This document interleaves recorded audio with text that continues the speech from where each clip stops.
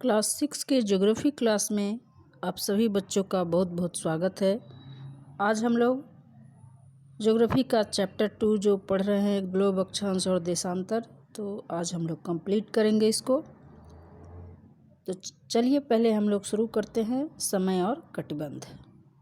भारत की तरह दुनिया के बहुत सारे देश अपने देश की मध्यवर्ती देशांतर रेखा के मानक समय को अपनाते हैं। इस तरह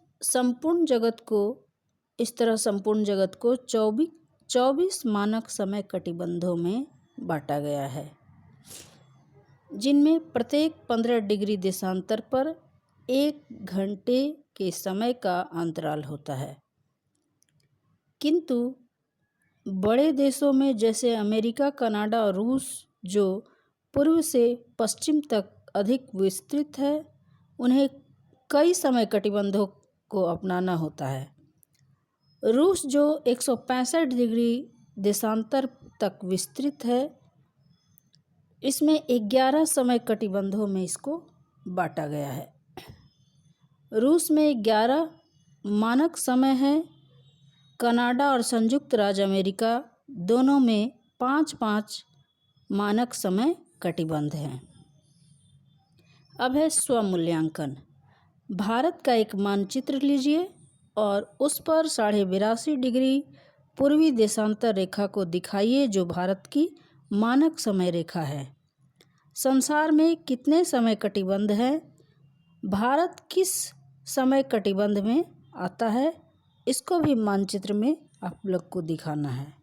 तो पहले हम लोग इसको समझ लेते हैं कि जैसे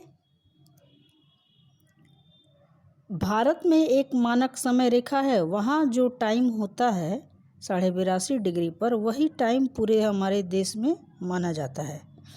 भारत उतना विशाल देश तो है, लेकिन उतना विस्तृत नहीं है जितना रूस, कनाडा, ये सभी देश हैं।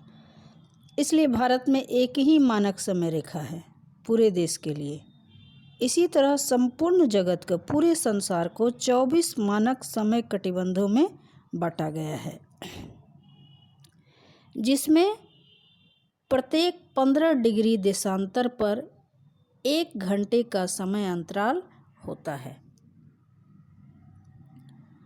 किंतु ऐसे बहुत से देश हैं, बड़े देश जैसे अमेरिका, कनाडा, रूस, जो पूर्व से पश्चिम तक अधिक विस्तृत क्षेत्र में फैले हैं, क्षेत्र विस्तार है उनका, तो उन्हें कई समय कटिबंधों में बांटा गया है। तो इन सभी बड़े देशों में कई समय कटिबंध है। भारत की तरह इसमें एक समय कटिबंध नहीं है। रूस जो 165 डिग्री देशांतर तक विस्तृत है, वहाँ 11 समय कटिबंधों में रूस को बांटा गया है। वहाँ पे 11 समय कटिबंध है। वहाँ 11 मानक समय रेखा है। कहाँ? रूस में। कनाडा और संयुक्त राज्य अमेरिका में दोनों में 5-5 समय कटिबंध है। अलग अलग, मतलब अलग अलग क्षेत्र के अलग अलग समय कटिबंध है। अब देखिए, ये संसार के मानचित्र में समय कटिबंध को दिखाया गया है। ये संसार में सभी महादेश और सभी महासागरों को दिखाया गया है। अमेरिका के कुछ देश, उत्तरी अमेरिका के, दक्षिणी अमेरिका के, एशिया के, इन सभी देशों को मानक समय क्षेत्र को भी इसमें दिखाया गया है। अब है महत्वपूर्ण शब्द ग्लोब। ग्लोब का अर्थ होता है, क्या होता है? ग्लोब पृथ्वी का एक सटीक प्रारूप है, यानी पृथ्वी के जैसा ही एक आकृति है।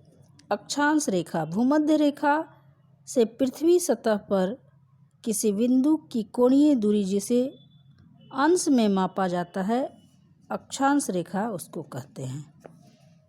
देशांतर रेखा क्या होता है? देशांतर रेखाएं उत्तरी ध्रुव से दक्षिणी ध्रुव को मिलाने वाली अर्धवृत्तीय रेखा होती है।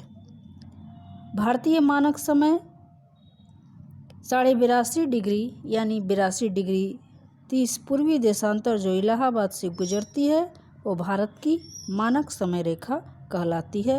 वहाँ उस देशांतर रेखा पर जो टाइम होता है वह पूरे देश में उसको मान लिया जाता है। उसके बाद है महत्वपूर्ण बिंदु।